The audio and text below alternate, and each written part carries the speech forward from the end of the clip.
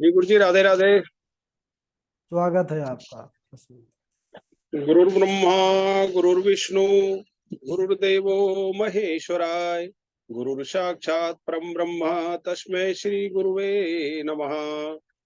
अखंड मंडलाकारं व्याप्तं येन चराचरं तत्पदं दर्शितं येन तस्मै श्री गुरुवे नमः। अस्मद् गुरुभ्यो नमः। अस्मद् परम गुरुभ्यो नमः। अस्मद् सर्व गुरुभ्यो नमः। श्री राधा कृष्णाभ्यां नमः। श्रीमते रामानुजाय नमः। लंबोदरम परम सुंदरम एकदंतम पीतांबरम त्रिनयनम परमं पवित्रम उद्वय दिवाकर निभोजलकांतिकांतम विघ्नेश्वरम सकल विघ्नहरम नमामि। शरीरं स्वरूपं ततो वा कलत्रं यशस्चारुचित्रं धनं मेरुतुल्यं मनश्चेन लग्ने श्रीगुरुरन्ध्रिपद्मे ततः किं ततः किं ततः किं ततः किं। नारायणं नमस्कृतं नरं चैव नरोत्तमं देवी सरस्वती व्यासं ततो जयमुदीरयेत्।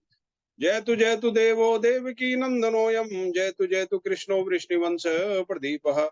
जयतु मेघ श्यामल कोमलांगम जयतु प्रतिभारनाशो मुकुंदः। कृष्णः तदीय पद पंकज पंजरांतम मध्य मे विशत मानसराज हंसा। प्राण प्रयाण समय कफवात पित्ते कंठावरोधन विदोषमर्णम कुतस्ते। वरहा पीडम नटवर वपु कर्णयो कर्णिकारं बिभ्रतवासा कनकपिशं वैजंती च मालाम्। रन्ध्रान् दरस्वतिया पूरयन् गोपवृन्दये वृन्दारण्य सुभद्रमणं प्राविशत् गीत कीर्तिः। करारविन्देन पदारविन्दं मुखारविन्दे विनिवेशयन्तं वटस्य पत्रस्य पुटे शयानं बालामुकुन्दं मनसा स्मरामि। ध्याये नित्यं महेशं रजतगिरिनिभं चारुचन्द्रावतंसं रत्नाकल्पोज्ज्वलांगं परशुमृगवराभीतिहस्तं प्रसन्नं पद्मासीनं समन्तात् स्तुतममरगणैर्व्याधृकृतिवशानं विश्वाद्यं विश्वबीजं निखिलबहरं पंचवक्त्रं त्रिनेत्रम्। रामाय रामभद्राय रामचंद्राय वेदसे श्री रघुनाथाय नाथाय सीताय पतये नमः। अंजनानंदनम वीरम जानकी शोकनाशनम कपीशमक्षहंतारम मंदय लंका भयंकरम। मूकं करोति वाचालं पंगुं लंघयते गिरि यत्कृपातमहं वन्दे परमानन्दं माधवम्। अंजनानंदनम वीरम जानकी शोकनाशनम कपीशमक्षहत्तारम वंदे लंका भयंकरम। भक्त भक्ति भगवंत गुरु चतुर्नाम वपुए इनके पद वंदन किए नाशत विघ्न अनेक। परम मंगल में परात्पर परब्रह्म परम पिता परमात्मा अकारण करुणा कारक अकारण करुणा वर्णालय अचिंत्य कल्याण गुणगण निधान सर्वेश्वर सर्वाधिपति श्रेष्ठ आचरणवान प्रजा के सुखदाता एवं संहार करता पार्वतीनाथ प्रथमादि गणों के स्वामी आकाश आदि अष्ट मूर्तियों वाले विश्व रूप विज्ञान के पूर्ण ज्ञाता देवादिदेव त्रिनेत्रधारी दुष्स्वप्न नाशक पंच तत्वोत्पादक विश्वेश्वर मंगल करता आदि अंतरहित सबके कारण श्री शाम्ब सदाशिव भगवान के चरणों में कोटि से नमन नतमस्तक अभिनंदन वंदन। पराम्बा भगवती जगदीश्वरी शंकर शिव प्राण वल्लभा आदि जगत में व्याप्त रहने वाली जगत की आधार भूता परम शक्ति श्री जगदम्बा माँ पार्वती के चरणों में कोटि कोटि प्रणाम। सिया राम में सब जग जानी करहो प्रणाम जो जो रिजुग पानी। भगवत भक्त शिव कथा अनुरागी सज्जनों भक्तिमयी मात्र शक्ति भगनी बांधुओं भगवत चरण चंचरीक भगवत पादार विंद मकरंद रस पिपासु सुधी जन भुवि भावुक रस का वृंद जन। हम सबका सौभाग्य है कि परम सौभाग्य है कि भगवान शंभु शिवाय की सुंदर कथा पर सम्मिलित होकर इस शिव कथा मंदाकिनी में हम जो गोता लगा रहे हैं और सावन के इस शुभ पर्व पर हम भगवान के चरणों का शिव महापुराण का जो स्वयं भगवान सदा शिव का ही स्वरूप है इसका पठन पाठन और श्रवण कर रहे हैं। सुंदर सुंदर कथाएं गुरु जी के मुख से और आप सभी भक्तों के मुख से आप सभी के चरणों में इस दास का बारंबार प्रणाम। सिया राम में सब जग जानी करो प्रणाम जो रिजुग पानी। कल के दिवस पर हमने सुना कि बिंदुगर चंचला की मुक्ति जो है भगवान शिव और मां पार्वती ने जो है बड़ी दया करके की और उनको अपने मुख्य पार्षदों में भगवान के जो गण थे भगवान शिव के, उसमें बिंदु को शामिल किया और माँ भगवती पार्वती ने चंचला को अपनी सखी के रूप में अपने साथ दिव्य रूप देकर निवास कराया। जबकि दोनों ही अतिशय पापी दुराचारी थे, लेकिन शिव महापुराण की कथा, शिव शब्द का अर्थ ही है कल्याण में, जिनके हृदय में करुणा ही करुणा है, जगत के कल्याण की बहुत ज्यादा इच्छा है, वो भगवान शिव है। इस संसार में जो भी समस्त संसार के कल्याण की कामना करता है, वो समझ लो सदाशिव भगवान से वो जुड़ा हुआ है।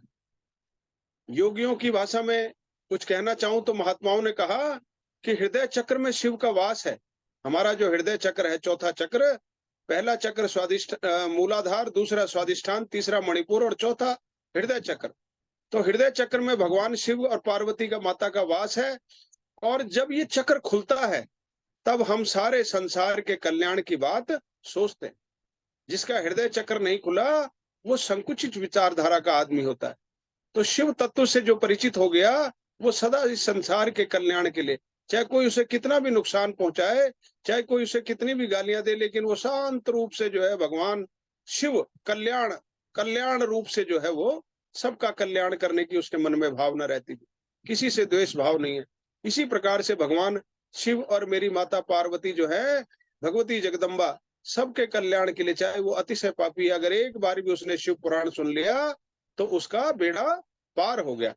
अब इसमें बोला कि धन कितना लगाना चाहिए, जितना एक विवाह के अवसर पर हम खर्च करते हैं, उचित रूप से दक्षिणा देते हैं, विवाह उत्सव मनाते हैं, सजाते हैं, उसी प्रकार से सजावट करनी चाहिए, धन का सदुपयोग करना चाहिए। और श्रोताओं के भी कुछ नियम है। क्या बोले? श्रोता कैसे हो, श्रोता कैसे करे? श्रोता चाहिए कि उच्च आसन पर बैठकर कथा श्रवण ना करे। आचार्य जो पंडित जी बोलने वाले हैं उनको उच्च आसन पे बिठावे और उनके सामने नीचे थोड़ा नीचे आसन करके बैठे। देखिए, इसमें भी महात्माओं ने इसका भी कुछ रहस्योद्घाटन किया कि व्यास जो बोलने वाले हैं या जो भी गुरु महाराज है या जो संत है, वो ऊंचे आसन पर बैठे और भक्त जो है नीचे, थोड़ा सा नीचे बैठे। तो इसका क्या नियम है, इसका क्या कारण है? तो संतों ने बताया, इसका रहस्योद्घाटन किया कि जब हमारी आंखों से ऊर्जा निकलती है, तो वो ऊर्जा जब हम नीचे की तरफ देखते हैं तो वो नीचे की तरफ उस ऊर्जा का प्रभाव होता है। अगर हम ऊपर को ऊंचे बैठ जाएंगे और जो गुरुजी नीचे बैठे होंगे तो ऊपर को देखेंगे तो ऊर्जा का प्रवाह उतना धीमा हो जाएगा, और नीचे सब बैठे होंगे तो हमारी आंखों से जहां तक वो ऊर्जा जाएगी, भगवान सदाशिव उनके ऊपर बड़ा कृपा करेंगे हमारे ही नेत्रों से। क्योंकि सिया राम में, इस संसार में सभी के अंदर भगवान का तत्व है। और खासकर जब हम कोई पूजा पाठ करने बैठते हैं या कोई कथा सुनाने बैठते हैं या सुनने बैठते हैं, तो हमारे शरीर के जितने देवी देवता जो अंगों में वास करते हैं वो सब जागृत हो जाते हैं, सब सुनते हैं, सबको अपना कल्याण चाहिए। तो वो जो उस समय ऊर्जा का प्रभाव होता है वो नीचे की तरफ को होता है। इसलिए सदा जो है श्रोता को नीचे बैठकर श्रवण करना चाहिए। और जो जन इस पवित्र कथा को जीवन में कभी श्रवण नहीं करते, उनका तो नरक की यातना करोड़ों जन्म तक वो कुकर शुकर बन के भुगतते रहते हैं। श्रोताओं को पालन करने योग्य कुछ और नियम बताए। शौनक जी बोले कि हे सूत जी, आपने ये परम पवित्र और अद्भुत कथा तो सुना दी, अब आप कृपया करके लोक कल्याणार्थ, ताकि हम लोग भक्तों से कोई गलती ना हो, शिव पुराण के श्रोताओं के नियम सुनाइए। तो सूत जी बोले कि हे शौनक जी, जिन्होंने दीक्षा ना ले रखी हो अपने जीवन में, जिन्होंने गुरु ना धारण कर रखे हो, ऐसे लोगों को कथा श्रवण का अधिकार नहीं है। इसलिए सबसे पहले वो जो है गुरु को धारण करें और तब इस कथा का सुनने का प्रयास करें। और अगर कोई भी गुरु नहीं है तो जो पंडित जी कथा कर रहे हैं उन्हीं से जो है भगवान का नाम लेकर उसी से करें।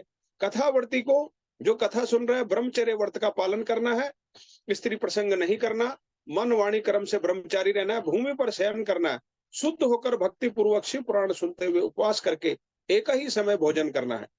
घृतपान, दुग्धपान, फलाहार करते हुए कथा अवधि में एक बार भोजन करें और तामसी वस्तु खाना वर्जित है, शुद्ध सात्विक भोजन करें। भोजन के नियम जो महात्माओं ने बताए वो इसलिए बताए, और गीता में भी भगवान ने कहा है कि 3 किस्म का भोजन है, सात्विक भोजन, राजसी भोजन और तामसिक भोजन। तो जब हम भगवान की तपस्या के लिए बैठ रहे हैं, कथा श्रवण के लिए बैठ रहे हैं, तो हमें सात्विक भोजन करना चाहिए, ताकि हमारे अंदर सतोगुण बढ़े और उस कथा को हम जो है ध्यान से सुन पाए, ध्यान से उसका मनन कर पाए और ध्यान से उसको बोल पाए।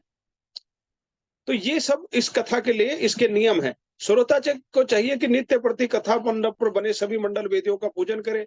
सर्वतोभद्र मंडल, गौरी गणेश की पूजा का मंडल और 64 योगी चतुष्ट योगिनी मंडल, क्षेत्रपार मंडल, लिंगोतभद्र बनाया जाता है शिव जी की पूजा में। तो इस प्रकार से अनेकों वेदियों से विभिन्न आचार्य जो है पूजा करवाते हैं। उन वेदियों की पूजा करे, शिव पुराण का पूजन करे, पुराण वक्ता और कथा में वर्णित सभी आचार्यों का पूजन करे, वर्ण करे और यथोचित दक्षिणा देकर उन सबको प्रणाम करे, उनका आशीर्वाद ले। देखिए, ब्राह्मण का जो काम है बड़ी मेहनत का काम है। किसी विद्वान के मुख से मैंने सुना कि उन्होंने कहा कि सभी लोग देखते हैं कि जो आचार्य जी बहुत दक्षिणा लेके अपने घर की तरफ जा रहे हैं। तो बोले, भैया जो ब्राह्मण और आचार्य है उसका नंबर तो सबसे लास्ट में आता है। पहले क्या होता है, थोड़ा सा मैं आप लोगों को बताता हूँ कि सबसे पहले जब कथा होती है तो उसमें साफ सफाई और जमीन को प्लेन करने के लिए मजदूरों की आवश्यकता होती है। तो